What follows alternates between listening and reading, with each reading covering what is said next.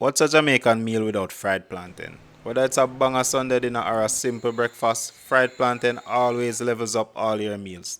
Even as a quick snack, it hits the spot every time.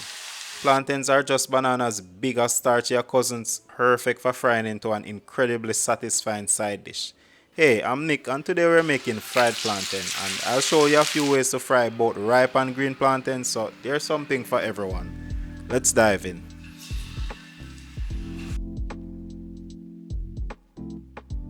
Green plantains are nothing like their ripe counterparts. They're much starchier, very firm, and have little to no sweetness. Their flavor is mild and less pronounced, which makes them super versatile as a side dish. One thing to note is that mature green plantains ripen quickly. I got these just yesterday and they're already starting to turn yellow. If you want to slow the ripening process, refrigerating them helps. That's why you might find plantains at the supermarket that never seem to ripen fully, or they turn yellow but stay tough and starchy. Sometimes this happens because the plantain wasn't mature enough when picked, but most of the time it's because they've been refrigerated. Peeling plantains is really simple. Start by cutting off both ends like this. Next, find the side with the sharpest angle and make a shallow cut along it from end to end. That angled edge gives you the best leverage to peel off the skin. Fresh mature plantains like this peel easily. But if you store plantain in the fridge for too long, they'll get harder to peel. Now that the plantain is peeled, the first fried plantain I'm going to be making is pressed plantain.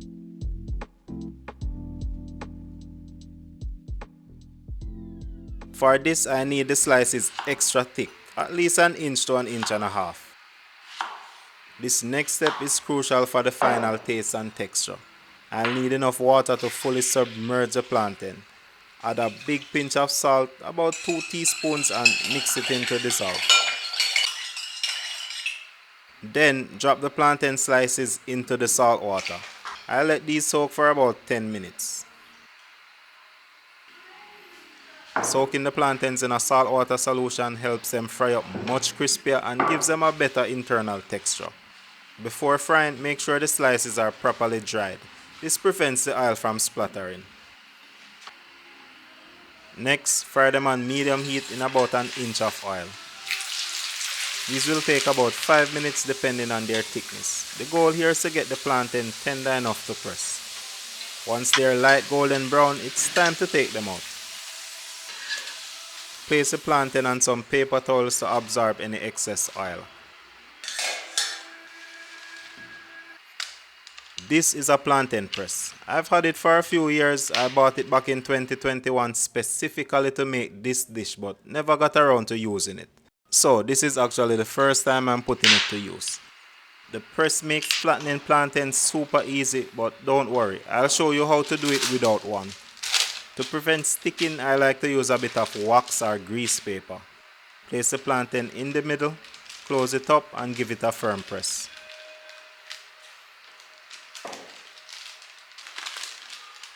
And just like that, the plantain flattens into a perfect disc. But what if you don't have a plantain press? No problem.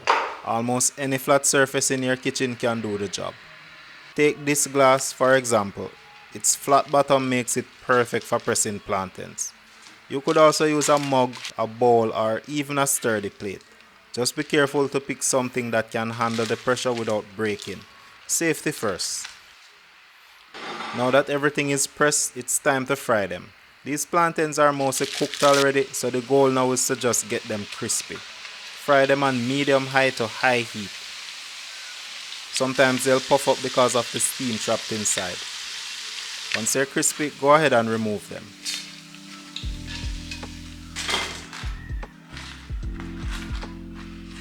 While they're still very hot, give them a light sprinkle of salt. And that's it for the pressed plantains. These are also known as Tostones in Latin America. This is my favorite way to enjoy green plantain. That's delicious. Crispy on the outside, soft and creamy on the inside, and that sprinkle of salt is so satisfying.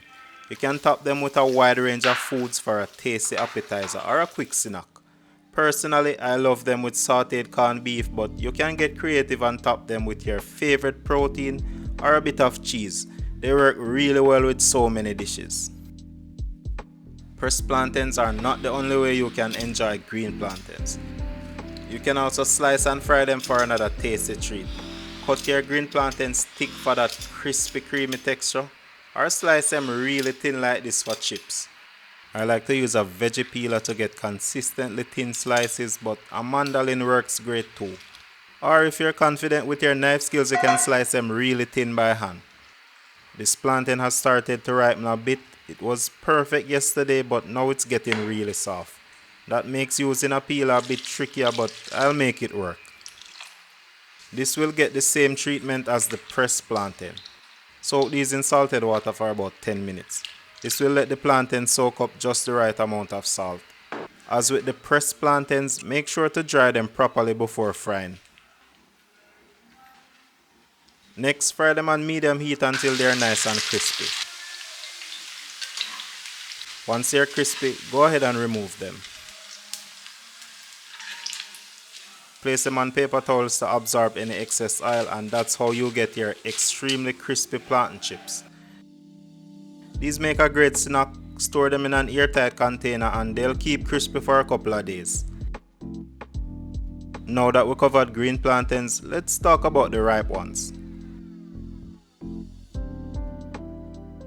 Green plantains are great, but ripe plantains are a completely different story. As plantains ripen, they get progressively softer and the starches convert into sugars, making them much sweeter. When they're overripe, plantains become very soft and the yellow skin turns black. I know many of you love using overripe plantains for frying, but for me, the perfect ripe plantain is one that's sweet but still firm. Peeling a ripe plantain is just like peeling a green one, but it's much easier. When the plantain is very ripe, you don't even need to cut it, just pull the skin off.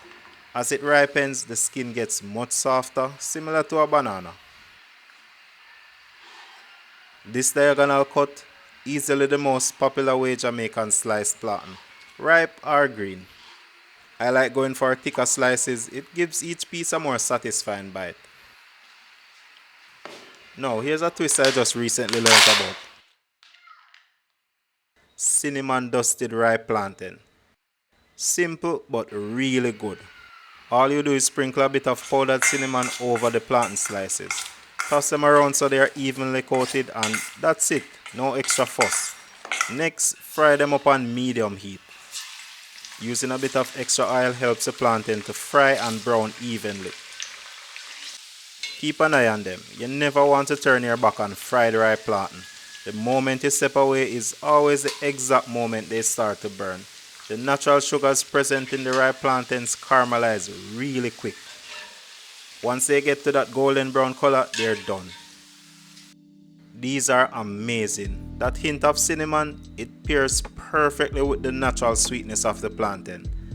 I'm pretty new to this, so if cinnamon plantains are already your thing, just tell me about it down in the comments.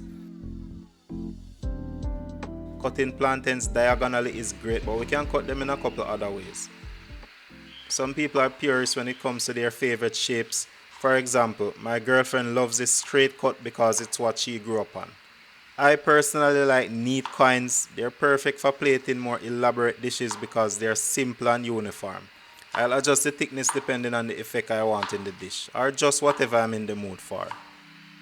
Yup, you can also eat and cook ripe plantain. It's no banana and some will be tastier than others, but I always like to have a little bit.